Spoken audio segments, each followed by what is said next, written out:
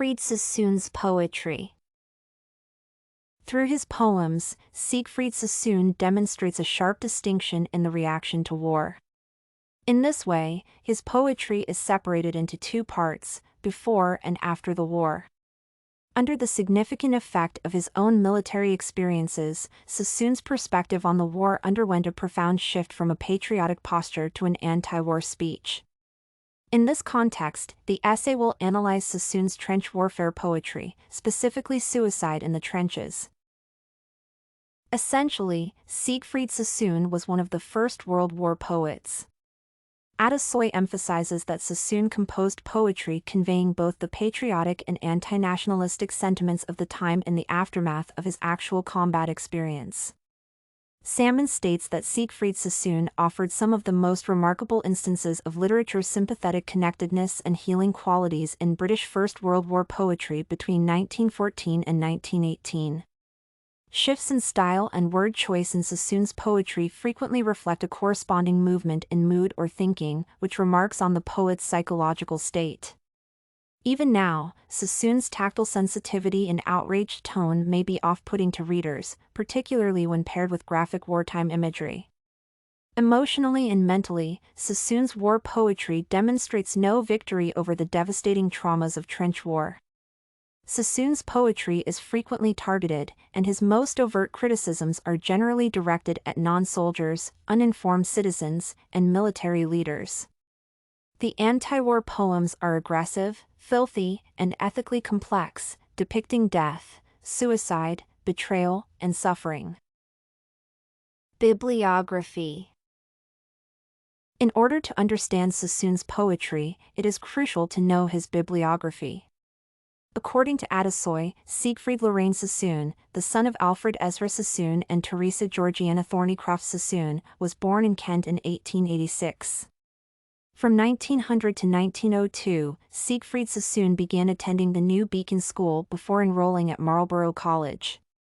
He grew fascinated with poetry and started to write. Sassoon enrolled at Clare College, Cambridge, in 1906 but did not complete his studies. After leaving Cambridge, he returned to Wearlee, where anthologist Edward Marsh persuaded him to travel to London, where he met Rupert Brooke. Essentially, Rupert Brooke impacted Sassoon's desire to write and publish his poetry. Sassoon's war poetry has significant meaning because he wrote about his war experience. On August 2, 1914, Sassoon enrolled in the Sussex Yeomanry Regiment and was appointed a lieutenant in the Royal Welsh Fusiliers in 1915. At the time, he had just lost his younger brother Hamo in the Battle of Gallipoli. Sassoon received the Military Cross and was dubbed Mad Jack by his troops after rescuing injured colleagues in April 1916. After single-handedly capturing a German trench position, Sassoon was nominated for another Medal of Honor. During the Battle of the Somme, he became ill and had to be evacuated to England. Consequently, the poet returned to the battlefield in 1917. He was shot during the Battle of Arras and was transported to a London hospital. Afterward, he joined the anti-war movement and started a public protest. Sassoon's tone in Suicide in the Trenches. Sassoon's approach can be brutal and unforgiving, but it can be patronizing and instructional.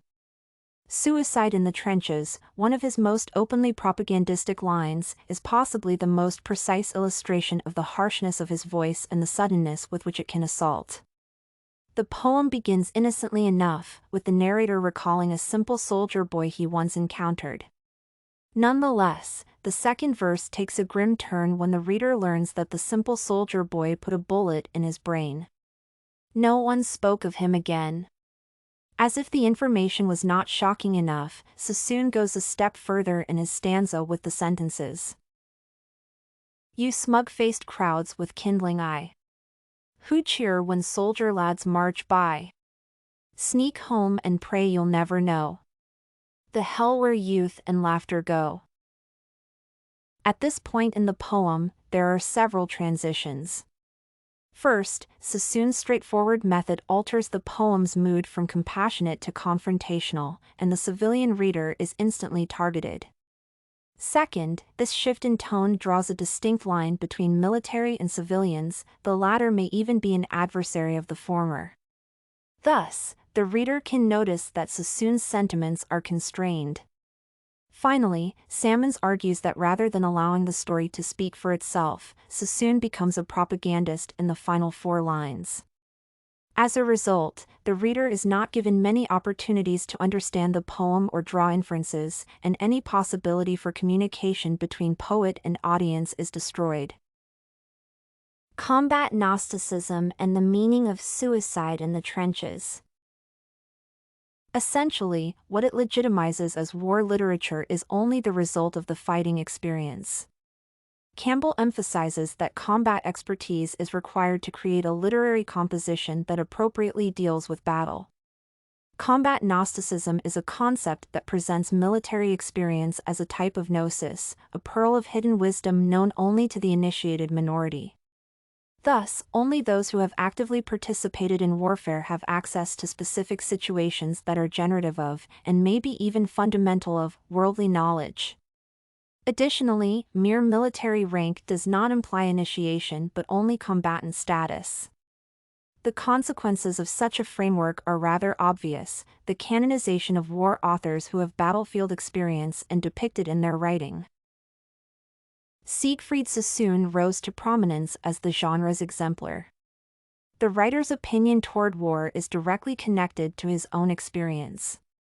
Furthermore, Sassoon used his military expertise to preach pacifism through poetry.